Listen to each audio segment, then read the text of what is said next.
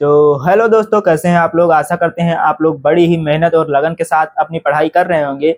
तो पिछली वीडियो में हम लोगों ने प्रश्नावली 3.1 के पहले नंबर के सारे प्रश्न को हल किया था। तो इस वीडियो में हम लोग प्रश्नावली 3.1 के दूसरे सवाल को हल करने वाले हैं। तो यहाँ पर जो हमारा दूसरा प्रश्न है, यहाँ पर कहा जा रहा है कि अनुपातों A1/A2 और B1/B2 और C1/C2 की तुलना कर ज्ञात कीजिए कि निम्न समीकरण युग्म द्वारा निरूपित रेखाएं एक बिंदु पर प्रतिच्छेद करती हैं, समांतर हैं अथवा संपाती हैं। तो सबसे पहले हम इनके बारे में आपको थोड़ा सा इंट्रोडक्शन देना चाहेंगे। तो यहाँ पर जो हमारा पहला सवाल है इसका वो है 5x - 4y + 8 = 0 और 7x + by - 9 = 0 दूसरा समीकरण।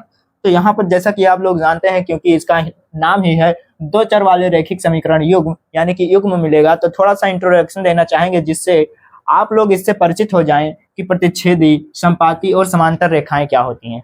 जैसा कि आप लोग जानते हैं कि इसका जो हमारा व्यापक रूप होता है वो होता है ax + bx + c = 0। क्योंकि यहाँ पर हमारे दो समीकरण दिए जाएंगे, इसलिए हम दो व्यापक रूप लिखेंगे, जहाँ पर इसके गुणांकों को एक जगह a1 b1 c1 लिखेंगे और दूसरे में a2 b2 c2 लिखेंगे। तो यहाँ पर जो हमारी प्रतिच्छेद रेखा होगी वो ग्राफ पर खींचेंगे तो कुछ इस तरह से प्रतिच्छेद यानी कि काटती हुई नजर आएंगी। और यहाँ पर जो हमारा A1/A2 नॉट इक्वल होगा B1/B2। अगर यहाँ पर प्रश्न को हल करने पर आपको अगर A1/A2 नहीं बराबर होगा B1/B2 तो हमारी प्रतिच्छेद रेखा होगी। और इसका एक और कारण होगा, वो होगा कि इसका जो हल होगा वो होगा संगत हल। क्या होगा?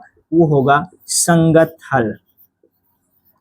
चलिए, उसके बाद जो हमारी संपाती रेखा होगी वो कुछ इस तरह से ग्राफ पर देखने को मिलेगी। संपाती का मतलब एक के ऊपर एक संपात हो जाए। तो यहाँ पर एक रेखा तो ये आपको देखने को मिलेगी, ये और बी, और दूसरी रेखा उसी पर आपको दिखाई देगी, यहाँ पर सी और डी। तो इसको हम संपाती रेखा कहेंगे। तो ये रेखा हमारी तब मिलेगी जब हम तुलना करेंगे A1 B1 C1 और A2 B2 C2 की। तो यहाँ पर जब हमारा A1/A2 बराबर B1/B2 बराबर C1/C2 आ जाएगा, तो ये हमारी संपाती रेखा हो जाएगी।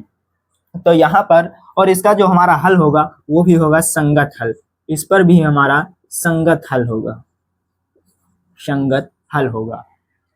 और तीसरी जो हमारी होगी वो समांतर रेखा होगी, जो इस तरह से हमें समांतर दिखाई देगी। और समांतर रेखा में हमारा जब तुलना करेंगे तो यहाँ पर हमें A1/A2 बराबर B1/B2 नहीं बराबर होगा C1/C2 के। अगर हमें तुलना करने पर इस तरह की कंडीशन मिल जाएगी तो हम लोग कहेंगे कि ये समांतर रेखा है। और इसका जो हमारा हल होगा वो असंगत हल होगा। कैसा हल होगा? इसका असंगत हल होगा, असंगत हल होगा। और इसी के साथ साथ आपको एक बात और ध्यान में रखना है कि ये जो हमारी प्रतिच्छेदी रेखा होती है, इसे आप ध्यान से देखेंगे तो ये केवल एक जगह पर काट रही है। इसलिए इसका जो हमारा हल होगा, इसको जब ऐसे समीकरण को हम लोग हल करेंगे तो इसका सिर्फ और सिर्फ एक हल निकल कर आएगा, जिसे हम लोग कहते हैं अद्वितीय हल। इसका जो हल निकलेगा वो अद्वितीय हल होगा, अद्वितीय हल होगा। उसके बाद जो हमारा संपाती रेखा होगी, जैसा कि आप लोग देख पा रहे होंगे यहाँ पर रेखा के ऊपर रेखा चल रही है। तो यहाँ पर बहुत सारे बिंदु आपको देखने को मिलेंगे, क्योंकि यहाँ पर आपको एक ही बिंदु देखने को मिलते थे। तो यहाँ पर आप केवल कह देंगे अद्वितीय हल होगा, लेकिन यहाँ पर अगर आप लोग देखेंगे तो बहुत सारे बिंदु देखने को मिलेंगे, इसलिए इसके अनेक हल होंगे। कितने हल होंगे? अनेक हल। और ठीक इन्हीं सब की तरह अगर समांतर रेखा में देखेंगे तो यहाँ पर आप लोग देख रहे होंगे कि ये दोनों रेखाएं एक दूसरे को कहीं पर भी नहीं काट रही, इसलिए इसका कोई हल नहीं होगा। इस तरह का समीकरण अगर आपको मिलेगा तुलना करने पर तो इसका कोई हल नहीं होगा। तो यहाँ पर लिख देंगे कोई हल नहीं होगा, कोई हल नहीं होगा। बस इतनी छोटी सी आपको जानकारी देनी थी। अब चलिए इसको आप लोग नोट कर लीजिए और चलते हैं सीधे अपने सवाल पर।